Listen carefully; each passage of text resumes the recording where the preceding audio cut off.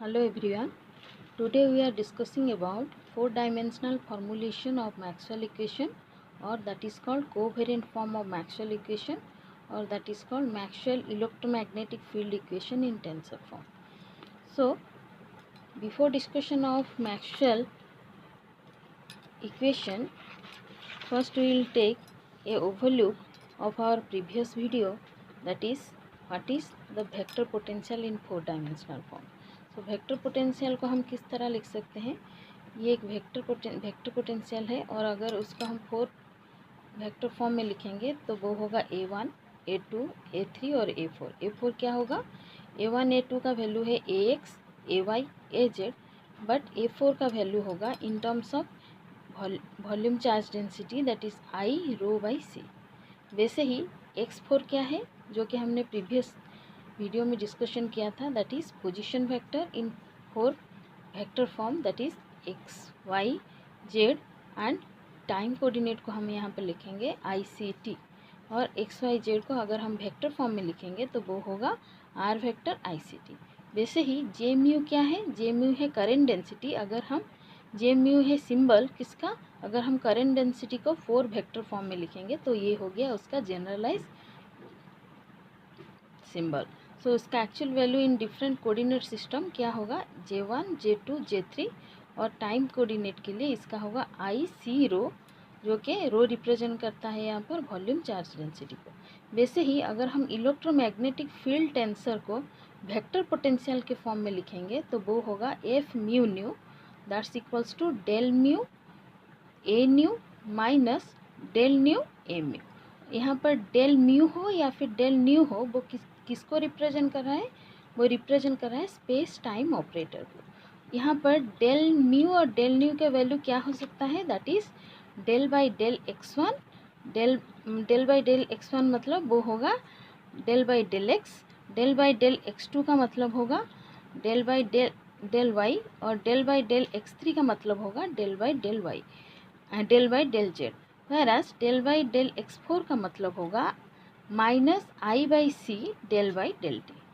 सो electromagnetic field tensor description required two quantity. तो यहाँ पर ये जो इक्वेशन है F mu nu, that is called electromagnetic field tensor, वो बेसिकली किसके ऊपर डिपेंड कर रहा है? यहाँ पर डेल के ऊपर डिपेंड कर रहा है और ए के ऊपर डिपेंड कर रहा है. सो डेल यहाँ पर क्या है? डेल म्यू हो या फिर डेल न्यू हो, वो क्या है? वो है यहाँ पर space time component, and A nu क्या है यहाँ पर? That is potential operator, potential. So अगर मैं क्योंकि ये दो क्वांटिटी के ऊपर डिपेंड कर रहा है, अगर मैं एफ म्यू न्यू को मैट्रिक्स फॉर्म में लिखूंगी तो वो क्या होगा? 2x2 matrix form. तो यहाँ पर ये जो है, इस साइड में हम यहाँ पर क्या रखेंगे? पोटेंशियल रखेंगे, और इस साइड में हम क्या रखेंगे? स्पेस टाइम डेल म्यू रखेंगे. तो ये होगा उसका different components F11, F12, F13 and F14. तो प्रीवियस वीडियो में हमने डिस्कशन किया था F11, F12, और वैसे ही सब 2x2 क्रॉस मैट्रिक्स का सभी कंपोनेंट का वैल्यू ये होगा. सो ये तो हो गया प्रीवियस डिस्कशन. अभी हम चलते हैं टुडेज डिस्कशन का, that is the covariant form of Maxwell equation. So before discussion, first we will take a overview on the Maxwell equation in free space in presence of charge and current. तो ये हो गया Maxwell electromagnetic equation. ये है Maxwell electromagnetic equation का first equation, that is divergence of E equals to rho by epsilon naught. Rho यहाँ पर है वॉल्यूम चार्ज डेंसिटी. वैसे ही divergence of B equals to 0, curl of E equals to minus del B by del t, curl B equals to mu whole into J vector plus epsilon naught del E by del T.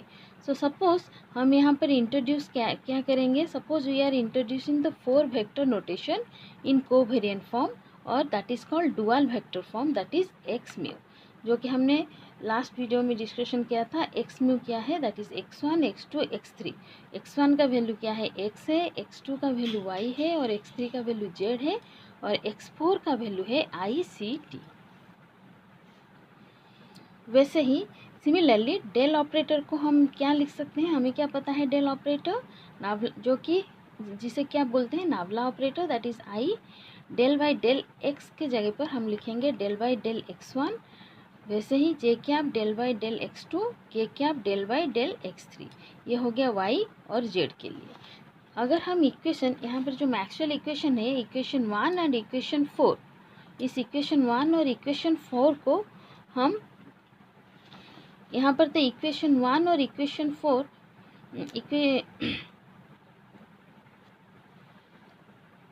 Equation 1 और equation 2 और equation 3 तो as usual रहेंगे। Equation 1 और equation 4 को हम 4 vector form में लिख सकते हैं, जैसे कि यहाँ पर है divergence of E equals to rho by epsilon not.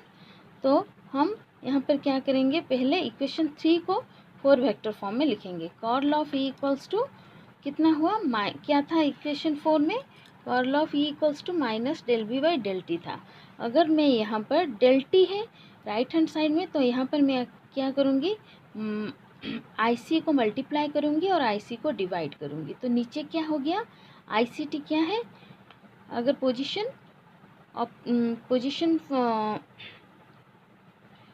Position vector form में अगर हम लिखेंगे, 4 वेक्टर नोटेशन में अगर हम लिखेंगे तो वो हो जाएगा x4 और ऊपर क्या बच गया, IC। अगर इस राइट हैंड साइड टर्म को हम यहाँ पर लेफ्ट को ले आएंगे तो वो हो गया curl of E equals to IC del B by del x4 equals to 0। अभी हम क्या करेंगे, इस पूरे इक्वेशन में I बाई IC को डिवाइड करेंगे। तो यहाँ पर क्या हो गया, पहले टर्म में तो डिवाइडेड बाई IC रह जाएगा और सेकेंड टर्म में क्या होगा, IC बाई IC यहाँ पर कैंसिल हो गया। तो बचेगा क्या, del B by del x4 बचेगा। अभी मैं क्या करूँगी, इस IC में अभी ऊपर एक i मल्टीप्लाई करूँगी और नीचे एक i मल्टीप्लाई करूँगी। तो आई स्क्वायर हो गया, नीचे आई स्क्वायर का वैल्यू कितना होता है, -1 होता है। तो ये इसका वैल्यू कितना हो गया, -IE by C plus del B by del x4। This is suppose equation, another equation, that is equation number 7। वैसे ही अगर हम इक्वेशन 4 को कंसिडर करेंगे, जो कि यहाँ पर लिखा गया है इक्वेशन 4, ये वाला है इक्वेशन 4। तो ये इक्वेशन 4 में क्या होगा, अगर मैं इस इक्वेशन में राइट हैंड साइड का जो सेकेंड टर्म है उसमें IC मल्टीप्लाई करूँगी और IC डिवाइड करूँगी और इस IC को डेल ऑपरेटर के अंदर ले जाऊँगी, तो डेल ICT हो जाएगा, जो किसका फॉर्मूला है, x4 का वैल्यू है। तो इसका फॉर्मूला क्या हो जाएगा, क्या हुआ, इक्वेशन 4 का formula curl B equals to mu J vector plus IC by C square del E by ICT। तो ये क्या हुआ, यहाँ पर c by C square cancel हो जाएगा। तो ये कैसे बना सी स्क्वायर, दैट इज यहाँ पर देखना है, यहाँ पर क्या है, μ0 एप्सिलॉन नॉट है। तो हमें क्या पता है, c का वैल्यू कितना होता है, c का वैल्यू होता है, c होता है वेलोसिटी ऑफ इलेक्ट्रोमैग्नेटिक वेव, उसका वैल्यू होता है 1/√ओवर ऑफ μ0 एप्सिलॉन नॉट। क्योंकि यहाँ पर μ0 एप्सिलॉन नॉट है तो वहाँ पर हम क्या लिख सकते हैं, दैट इज c लिख सकते हैं। तो ये जो μ0 एप्सिलॉन था उसे हमने c लिख दिया। तो यहाँ पर नीचे क्या था, c स्क्वायर था, तो ये क्या हो गया, दैट इज μ0 एप्सिलॉन नॉट, मतलब ये क्या हो गया, दैट इज 1/c स्क्वायर। तो यहाँ पर क्या कैंसिल हुआ, नीचे c स्क्वायर हो गया, IC हो गया, तो c और c स्क्वायर कैंसिल हो गया, बचा क्या, I by C del E by del x4। अभी इस साइड में, ये लेफ्ट हैंड साइड में जो था वो वैसे ही सेम रहेगा, μ0 जे फैक्टर प्लस डेल, ये जो I बाई सी है मैंने उसको डेरिवेटिव के अंदर ले लिया, तो वो हो गया I by C E vector divided by x4। अभी मैं क्या करूँगी, ये जो सेकेंड टर्म है उसको मैं लेफ्ट हैंड साइड ले जाती हूँ, तो वो क्या हो गया, इस फॉर्म में आ जाएगा। तो इसको मैं सपोज इक्वेशन 8 दे देती हूँ। सो हमें अभी कितना इक्वेशन मिला, इक्वेशन 1 का तो कोई चेंज नहीं हुआ है, इक्वेशन 2 का भी कोई चेंज नहीं हुआ है, बाकी बचा इक्वेशन 3 और 4। इक्वेशन 3 इस फॉर्म में कन्वर्ट हो गया, इक्वेशन 4 इस फॉर्म में कन्वर्ट हो गया। अभी मैं इन चारों को नंबरिंग कर देती हूँ, दैट इज़ 4, 5, 7 एंड 8। अगर मैं इन चारों इक्वेशन के लिए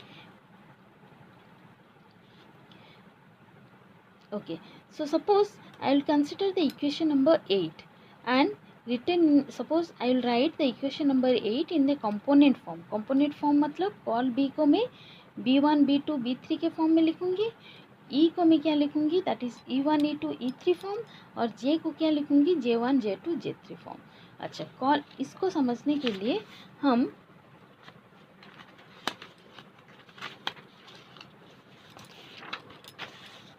ये वाला टर्म समझेंगे। कॉल बी क्या होता है, अगर मैं कॉल बी को मैं वो एक क्रॉस प्रोडक्ट है, उसका मैं डिटर्मिनेंट फॉर्म में अगर कैलकुलेशन करूँगी तो ये जो आई कैप के साथ जो मल्टीप्लाई होके निकलेगा तो वो क्या होगा, del b3 by del x2 del b2 by del x3। तो अगर मैं इसको इस फॉर्म में लिखूँ, ये क्या है, that is curl of B I b1 component क्या होगा, दैट इज ये वाला टर्म होगा, that is del b3 by del x2 minus del b2 by del x3। वैसे ही कॉल ऑफ b2 कंपोनेंट जो कि जे कैप के साथ होगा वो उसका वैल्यू यहाँ पर लिखेंगे। वैसे ही जे कैप के साथ जो कंपोनेंट होगा, कोफिशिएंट होगा, उसको मैं क्या लिखूंगी, कॉल बी का third component, that is this much. Okay, अगर मैं यहाँ पर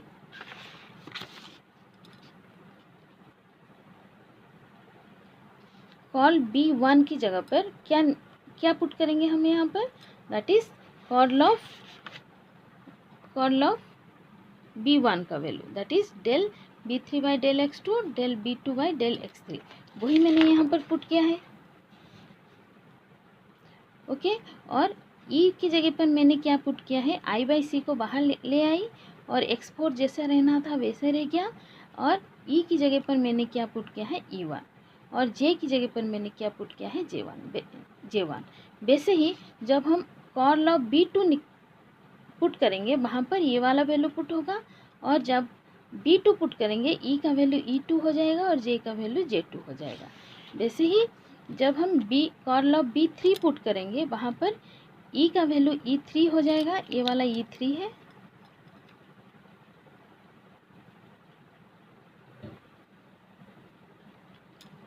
e3 and this is mu j3. Similarly, if you consider equation number 5, this is equation number 5, तो फिर इक्वेशन नंबर 5 के लिए तो वो इजी है। कॉल ऑफ ई मतलब क्या है, क्योंकि एक स्केलर प्रोडक्ट है तो यहाँ पर डेल नावला ऑपरेटर का वैल्यू क्या हो जाएगा, डेल बाई डेल x1, और ये हो जाएगा e1 plus del by del x2 e2 plus del by del x3 e3 plus del by del x4 e4। क्योंकि e का कोई फोर्थ कंपोनेंट नहीं है तो इसका जो फोर्थ कंपोनेंट वैल्यू क्या होगा, दैट इज 0 हो जाएगा। तो यहाँ पर मैंने वही लिखा है, आज e4 half no component, so e4 is 0, so del e4 by del x4 is 0। Okay, right hand side में है रो बाई एप्सिलॉन नॉट, तो वही मैंने लिखा है, that is rho by epsilon naught. तो फिर यहाँ पर क्या बचा, del e1 by del x1 plus del e2 by del x2 plus del e3 by del x3, that's equals to rho by epsilon naught. Suppose हम यहाँ पर i by सी को मल्टीप्लाई करेंगे थ्रू आउट द इक्वेशन, तो ये वाला equation निकल के आएगा। ओके, और हमें क्या पता है, velocity of electromagnetic wave that is C square equals to 1 by mu naught epsilon naught. तो फिर यहाँ से 1 बाई एप्सिलॉन नॉट कितना आया, that is mu naught C square. तो जहाँ पर एप्सिलॉन नॉट है, यहाँ पर एप्सिलॉन नॉट है, तो फिर हम यहाँ पर क्या लिख सकते हैं, 1 बाई एप्सिलॉन नॉट है, तो यहाँ पर हम लिख सकते हैं म्यू नॉट सी स्क्वायर। तो वही मैंने यहाँ पर लिखा है, आई बाई सी यहाँ पर था, वहाँ पर मैंने एप्सिलॉन नॉट की जगह पर क्या लिखा है, mu naught C square and rho. तो नीचे एक सी था, ऊपर सी स्क्वायर है, दोनों कैंसिल हो गए, तो बचा क्या, दैट इज सी बचा। Left hand side as usual रहेगा, that is I C mu naught rho. So यहाँ पर अगर मैं म्यू नॉट को बाहर ले आऊँ और आई सी को रो के साथ मल्टीप्लाई करके एक ब्रैकेट बना के रखूँ, तो ये आई सी रो क्या रिप्रेजेंट कर रहा है, करंट डेंसिटी का फोर्थ कंपोनेंट को रिप्रेजेंट कर रहा है। सो वही मैंने यहाँ पर लिखा है, that is J4। So if we generalise the equation number 9 to 12, यहाँ पर सभी नंबरों को इक्वेशन को मैंने ये नंबरिंग किया है, that is 9 to 12 and RHS is represent then in equation 9 to 12। यहाँ पर जो RHS टर्म है वो करंट डेंसिटी का 4 वेक्टर को रिप्रेजेंट कर रहा है, that is J mu equals to J vector I C rho. But in LHS we have introduce the electromagnetic field tensor. जो LHS में ये जो टर्म्स निकल के आ रहा है वो सब किसको रिप्रेजेंट कर रहे हैं? इलेक्ट्रोमैग्नेटिक फील्ड टेंसर को रिप्रेजेंट करें, जो कि हमने अपने प्रीवियस वीडियो में डिस्कशन किया था। एफ म्यू न्यू का वैल्यू ये होगा, जो कि इक्वेशन 9 और 10 के बीच में सभी LHS टर्म इसके अंदर आ रहे हैं। सो अगर मैं इक्वेशन 9 to 12 को ऐसे एक जनरलाइज इक्वेशन में रिप्रेजेंट करूँ तो ऐसे हम लिख सकते हैं summation of nu equals to 1 to 4 del of f mu nu by del x nu that's equals to mu 0 j mu। अगर यहाँ पर equation 4 and equation 1 can be written as in equation 13 form और tensor form. अगर मैं यहाँ पर भी मैं देख सकती हूँ, अगर म्यू का वैल्यू 1 लूँ और न्यू का वैल्यू 1 to 4 चेंज कर करके जाऊँ तो मुझे क्या मिलेगा? इक्वेशन 9 to 11 तक सब इक्वेशन मुझे मिल जाएंगे। म्यू इक्वल्स टू 1 पुट करूँ तो ये वाला इक्वेशन निकलेगा जो कि इक्वेशन 9 को रिप्रेजेंट कर रहा है। अगर म्यू इक्वल्स टू 2 पुट करके वही इक्वेशन 13 में अगर मैं म्यू इक्वल्स टू 2 पुट करके न्यू का वैल्यू 1 to 4 चेंज कर करके जाऊँ तो जो इक्वेशन निकलेगा वो इक्वेशन 10 है। वैसे ही अगर मैं म्यू इक्वल्स टू 3 पुट करके न्यू का वैल्यू 1 to 4 चेंज करके जाऊँ तो फिर जो इक्वेशन निकलेगा वो इक्वेशन 11 है। वैसे ही अगर मैं म्यू का value mu equals to 4 put करूँ और न्यू का वैल्यू 1 to 4 चेंज करके जाऊँ, जो इक्वेशन निकलेगा वो इक्वेशन किसको रिप्रेजेंट करेगा? इक्वेशन 11 को रिप्रेजेंट करेगा। तो यहाँ से ये वेरीफाई हो रहा है कि इक्वेशन 9 to 12 को मैं एक जनरलाइज इक्वेशन में रिप्रेजेंट कर सकती हूँ, that is the generalise equation in terms of electromagnetic field tensor. तो बाकी क्या बच गया? जो इक्वेशन 9 to 12 है वो इक्वेशन किसको रिप्रेजेंट कर रहे हैं? कर्ल ऑफ ई माइन, जो इक्वेशन 9 to 12 है और ये जो इक्वेशन 13 है वो किसका जनरल फॉर्म है? मैक्सवेल इक्वेशन का इक्वेशन फर्स्ट और इक्वेशन थर्ड का है जनरलाइज फॉर्म। तो बाकी क्या बचा?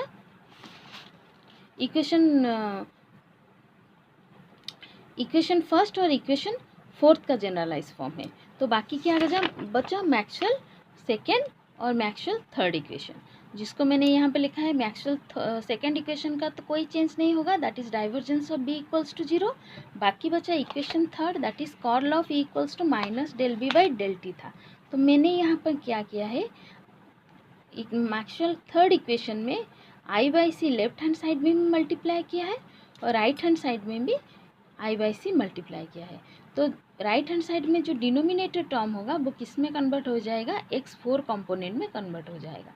तो ये हो गया modified form of Maxwell third equation. So we can write equation 6। Equation 6 मतलब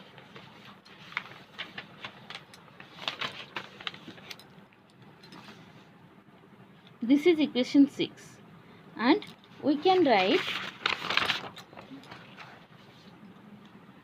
इक्वेशन 7।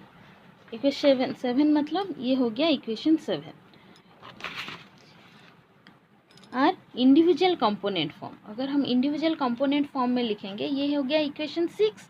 तो डाइवर्जेंस ऑफ बी को मैं क्या लिखूंगी? Del b1 by del x1 plus del b2 by del x2 plus del b3 by del x3 plus del b4 by del x4 that's equals to 0। Right hand side यहाँ पर कितना है? 0 है, तो मैंने यहाँ पर 0 लिख दिया। क्योंकि मैग्नेटिक फील्ड का कोई फोर्थ कंपोनेंट नहीं है, इसीलिए del b4 by del x4 0 हो गया।